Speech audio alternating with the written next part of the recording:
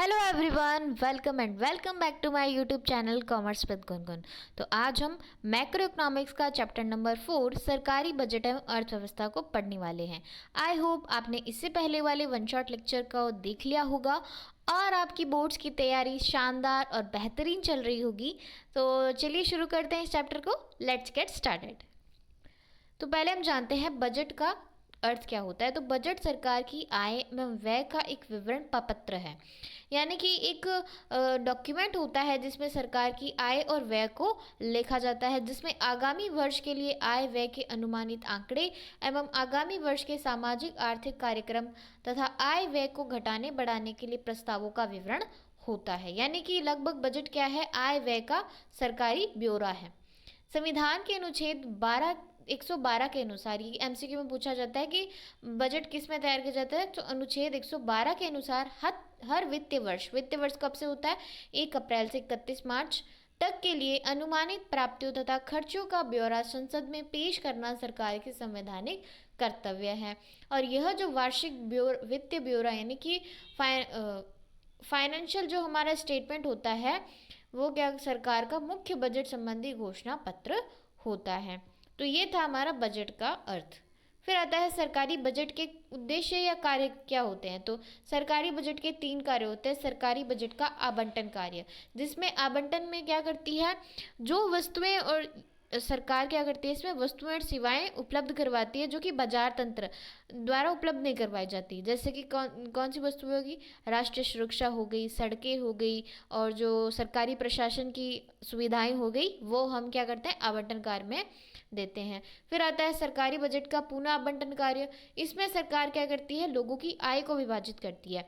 निजी आय है हमारी, और सार्वजनिक आय है, व्यक्तिगत आय है, प्रयोज्य आय है, तो इनमें पुनः आवंटन किया जाता है।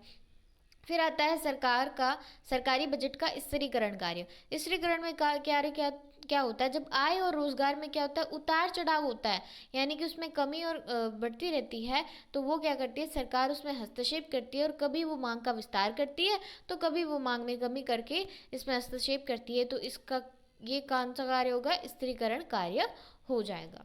फिर आता है सरकारी बजट के घटक। सरकारी बजट को हम 2 बजट में बांटते हैं, राजस्व बजट और पूंजीगत बजट। उसमें आती है हमारी राजस्व प्राप्तियां और राजस्व व्यय।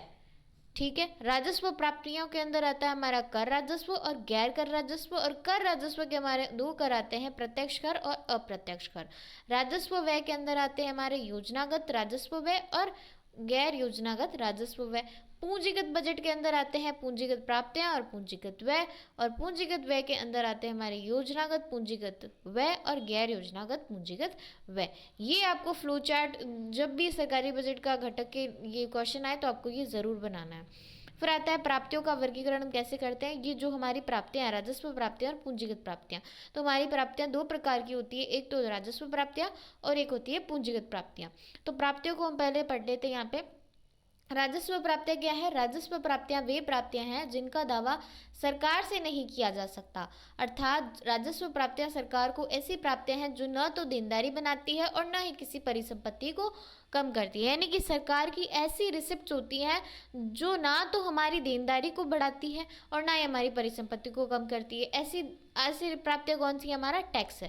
टैक्स सरकार लेती है, तो इनसे ना तो उनकी संपत्ति कम होती है, ना उनकी देनदारी बढ़ती है। पूंजीगत प्राप्तियां क्या है, सरकार की ऐसी सभी प्राप्तियां जिनसे देयता पैदा होती है, लायबिलिटी पैदा होती है, वित्तीय परिसंपत्तियों में कमी होती है, तो पूंजीगत प्राप्तियां कहलाती है। अर्थात पूंजीगत प्राप्तियां सरकार की वह प्राप्तियां हैं जो या तो देनदारी बनाती है या परिसंपत्ति को कम करती है।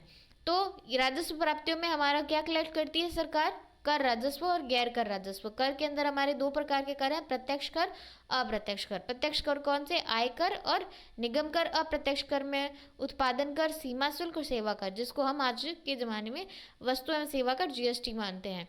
और ये कब लागू हुआ, 1 जुलाई 2017। और इसके अंदर एक कर और आता है, कागजी कर, जो कि अब लगभग समाप्त है। जिसमें कौन कौन से कर आते हैं, संपत्ति कर है, उपहार कर है, संपत्ति शुल्क है, इनको अन्य प्रत्यक्ष कर हम मानते हैं। फिर आता है गैर कर राजस्व, यानी कि सरकार को कर के अलावा भी कुछ प्राप्तियां मिलती है। तो कौन कौन सी है? ऋण पर ब्याज प्राप्तियां, कोई सरकार ने ऋण दिया हुआ है उस पर ब्याज मिलता है उसको। निवेश से प्राप्त लाभांश और लाभ हो गया। सरकार द्वारा प्रदान की गई सेवाओं से प्राप्त शुल्क हो गया हमारा। अंतर्राष्ट्रीय संगठनों द्वारा नगद सहायता अनुदान, ये सारी हो गई। फिर आता है पूंजीगत प्राप्तियों में क्या है, जिससे क्या बनती है? सरकार की लायबिलिटी पैदा होती है या उसकी एसेट्स कम होती है। लायबिलिटी कैसे पैदा होगी? ऋणों के रूप में। सरकार ने कोई लोन लिया तो उसके पास पैसे तो आ गए, प्राप्ति तो हो गई, लेकिन उसकी लायबिलिटी पैदा हो गई। इससे लायबिलिटी क्या होगी? इंक्रीज होगी। संपत्ति बेचने पर उसके पास कैश तो आ गया, लेकिन उसकी संपत्ति में क्या हो गई? कमी हो गई, यानी एसेट्स उसकी कम हो गई। तो ये हमारी पूंजीगत प्राप्तियां हो जाती है। नेक्स्ट आता है हमारा व्ययों का वर्गीकरण। व्यय हमारे दो प्रकार के होते हैं, राजस्व व्यय और पूंजीगत व्यय। तो राजस्व व्यय और पूंजीगत व्यय देखते हैं क्या है। इसमें राजस्व व्यय को दो भागों में बांटा जाता है, योजनागत राजस्व व्यय और गैर योजनागत राजस्व व्यय। पूंजीगत व्यय को योजनागत पूंजीगत व्यय और गैर योजनागत पूंजीगत व्यय। पहले हम राजस्व व्यय और पूंजीगत व्यय को पढ़ लेते हैं। राजस्व व्यय क्या है? राजस्व व्यय केंद्र सरकार का भौतिक या वित्तीय परिसंपत्ति के सृजन के अतिरिक्त अन्य उद्देश्यों के लिए किया गया व्यय है। अर्थात राजस्व व्यय न तो सरकार की परिसंपत्ति का निर्माण करता है और न ही देयता में कमी करता है। यानी कि हम ऐसा एक्सपेंस कर रहे हैं, सरकार के द्वारा ऐसा व्यय किया जाता है जिससे न तो सरकार की परिसंपत्ति का निर्माण होता है, न कोई एसेट्स खड़ी होती है और न ही कोई लायबिलिटी है उसकी पूरी लायबिलिटी की कमी को पूरा करता है। तो ये राजस्व व्यय हो गए। फिर पूंजीगत व्यय, ये सरकार के व्यय होते हैं जिसके परिणाम स्वरूप भौतिक या वित्तीय परिसंपत्तियों का सृजन या वित्तीय दायित्वों में कमी होती है। अर्थात पूंजीगत व्यय या तो परिसंपत्ति में वृद्धि करता है या देयता को कम करता है। यानी कि ऐसे खर्चे करते हैं सरकार जो परिसंपत्ति में वृद्धि करता है या देयता को कम करता है। तो इसके अंदर हमारे योजनागत राजस्व व्यय के अंदर कौन से आते हैं? जो प्लान किए जाते हैं, पंचवर्षीय योजनाएं और केंद्रीय सहायता।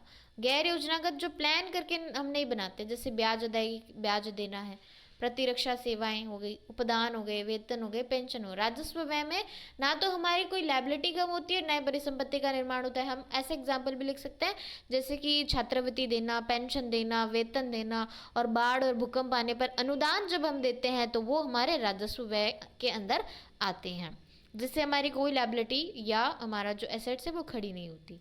फिर आता है पूंजीगत व्यय, जिससे हमारी जो लायबिलिटी या तो लायबिलिटी में कमी आती है या हमारी पूंजीगत जो हमारी एसेट्स है, परिसंपत्तियां, उसका निर्माण होता है। तो इसमें हमारे योजनागत पूंजीगत व्यय में आते हैं केंद्रीय योजना और केंद्र सहायता, जो हम प्लान करके एक्सपेंसेस करते हैं। गैर योजनागत पूंजीगत व्यय में क्या है? भूमि अधिग्रहण, यानी कि कोई भूमि खरीद ली तो इससे एसेट्स का निर्माण हुआ, भवन निर्माण किया, मशीनरी खरीद ली, कोई उपकरण खरीद लिया, शेयरों में निवेश कर लिया, है ना, दिए गए ऋण को हम वापस कर देते हैं तो हमारी लायबिलिटी में कमी हुई। तो ये है हमारा पूंजीगत व्यय। नेक्स्ट आता है संतुलित, अधिशेष एवं घाटा बजट। तो हमारे तीन प्रकार के बजट होते हैं, संतुलित बजट, अधिशेष बजट और घाटा बजट। संतुलित बजट क्या होता है? जब सरकार द्वारा प्राप्त की गई प्राप्तियां, जितनी उन्होंने प्राप्ति की है उतना ही उन्होंने खर्चा कर दिया, यानी कि प्राप्तियों के बराबर ही उन्होंने खर्च कर दिया, तो संतुलित बजट माना जाता है। प्राप्तियां बराबर व्यय क्या है? हमारा संतुलित बजट। फिर आता है अधिशेष बजट, यानी कि हमारी प्राप्तियां ज़्यादा है और व्यय कम है, तो ये हमारा अधिशेष बजट, सरप्लस बजट कहलाता है। फिर आता है घाटा बजट, डेफिसिट बजट, यानी कि प्राप्तियां कम हैं लेकिन हमारे जो एक्सपेंसेस है वो ज़्यादा हैं, तो हमें क्या होगा? घाटा बजट प्राप्त होगा। फिर आता है सरकारी घाटे की माप, यानी कि जो घाटा बजट प्राप्त हुआ है उसको हम कैसे कवर करेंगे। तो राजस्व घाटा, हमारे तीन प्रकार के घाटे होते हैं, राजस्व घाटा रेवेन्यू डेफिसिट, राजकोषीय घाटा फिस्कल डेफिसिट और प्राथमिक घाटा प्राइमरी डेफिसिट। राजस्व घाटा क्या है? राजस्व घाटा सरकार की राजस्व प्राप्तियों के ऊपर राजस्व व्यय के अधिशेष को बताता है, यानी कि राजस्व प्राप्तियां कम हैं और राजस्व व्यय ज़्यादा है, तो ये हमारा कौन सा घाटा है? राजस्व घाटा। राजस्व घाटे का फॉर्मूला क्या है? राजस्व घाटा बराबर राजस्व व्यय माइनस राजस्व प्राप्तियां। तो रेवेन्यू डेफिसिट बराबर revenue expenditure minus revenue receipts. राजस्व घाटा कम करने के उपाय क्या है? या तो हम जो अपने खर्चे हैं उसको कम कर ले, और या जो हमारी कमाई है, राजस्व है, वो हम बढ़ा ले टैक्स से या किसी और चीज़ से। तो या तो हम अपने खर्चों को कम कर ले या हमारी अपनी कमाई को बढ़ा ले, ये हमारे कम करने के उपाय। नेक्स्ट आता है हमारा राजकोषीय घाटा, फिस्कल डेफिसिट। तो राजकोषीय घाटा सरकार के कुल व्यय और ऋण ग्रहण को छोड़कर कुल प्राप्तियों का अंतर है। इसका फॉर्मूला क्या है? सकल राजकोषीय घाटा बराबर कुल व्यय माइनस राजस्व प्राप्तियां प्लस गैर ऋण से सृजित पूंजीगत प्राप्तियां, ये फॉर्मूला है। इसके और भी फॉर्मूले है। सकल राजकोषीय घाटा बराबर राजस्व व्यय, कुल व्यय को हम क्या लिख सकते हैं? राजस्व व्यय प्लस पूंजीगत व्यय माइनस राजस्व प्राप्तियां प्लस उधार को छोड़कर कुल प्राप्तियां, यानी कि उसके अंदर हम उधार को नहीं गिनते हैं और बाकी चीजों को गिनते हैं। राजकोषीय घाटा कैसे निकालते हैं? वापस कुल व्यय माइनस कुल प्राप्तियां उधार को छोड़कर। राजकोषीय घाटा और निकाल सकते हैं राजस्व घाटा प्लस पूंजीगत व्यय माइनस गैर ऋण से सृजित पूंजीगत प्राप्तियां, जो कुल व्यय है उसको हम यहाँ पे लिख सकते हैं। नेक्स्ट है राजकोषीय घाटा और किस तरीके से निकाल सकते हैं? राजस्व व्यय माइनस राजस्व प्राप्तियां प्लस जो राजस्व घाटा हमने फॉर्मूला लिखा था वो यहाँ पे खोल कर लगाया गया, तो राजस्व व्यय माइनस राजस्व प्राप्तियां प्लस पूंजीगत व्यय माइनस गैर ऋण से सृजित पूंजीगत प्राप्तियां। फिर आता है सकल राजकोषीय घाटा कैसे निकालें? निवल घरेलू ऋण माइनस ऋण ग्रहण प्लस भारतीय रिजर्व बैंक से ऋण ग्रहण प्लस विदेशों से ऋण ग्रहण, तो ये हमारा सकल राजकोषीय घाटा। राजकोषीय घाटा किसके बराबर होता है? हमारी कुल उधार जो होता है उसके बराबर होता है। फिर नेक्स्ट एंड फाइनल हमारा आता है प्राइमरी डेफिसिट, प्राथमिक घाटा। यह वे शेष है जो राजकोषीय घाटे से ब्याज अदायगी को घटाने पर प्राप्त होता है, यानी कि राजकोषीय घाटा जो है उससे हम ब्याज अगर घटा देते हैं तो हमें सकल प्राथमिक घाटा मिलता है। तो सकल राजकोषीय घाटा माइनस निवल ब्याज दायित्व। फिर नेक्स्ट आती है हमारी राजकोषीय नीति, फिस्कल डेफिसिट। तो किन्स की पुस्तक the general theory of employment interest and money के अनुसार राजकोषीय नीति का प्रयोग आय निर्गत और रोजगार के स्तर को स्थिर रखने के लिए किया जाना चाहिए। यहाँ पे एक क्वेश्चन मैं आपसे पूछती हूँ कि the general theory of employment interest and money कब प्रकाशित हुई और किसकी मतलब कब प्रकाशित हुई, तो आप कमेंट बॉक्स में कमेंट करके ज़रूर बताइएगा। फिर आता है सरकारी व्यय करों में परिवर्तन के माध्यम से सरकार निर्गत एवं आय में वृद्धि का प्रयास करती है। इसका उद्देश्य अर्थव्यवस्था के उच्चाटन को स्थिर करना होता है। तो ये हमारी क्या है? फिस्कल पॉलिसी है, जिसमें राजकोषीय नीति का प्रयोग करके हम निर्गत और रोजगार के स्तर को स्थिर रखना चाहते हैं। फिर आता है राजकोषीय नीति के मूल उद्देश्य क्या है? इसके उद्देश्य क्या है? साम्य, समृद्धि और स्थिरता, स्टेबिलिटी रहनी चाहिए, ग्रोथ होनी चाहिए और साम्यता आनी चाहिए। फिर हमारा लास्ट एंड फाइनल टॉपिक क्या है? सरकारी व्ययों में परिवर्तन। जब सरकार के व्ययों में परिवर्तन होता है तब क्या होता है? तो जब हम करों को स्थिर रखकर, यानी कि जो हमारी कर है उसको स्थिर रखकर सरकारी खरीद जो गवर्नमेंट एक्सपेंसेस है में वृद्धि करते हैं तो संतुलित आय में भी वृद्धि होती है।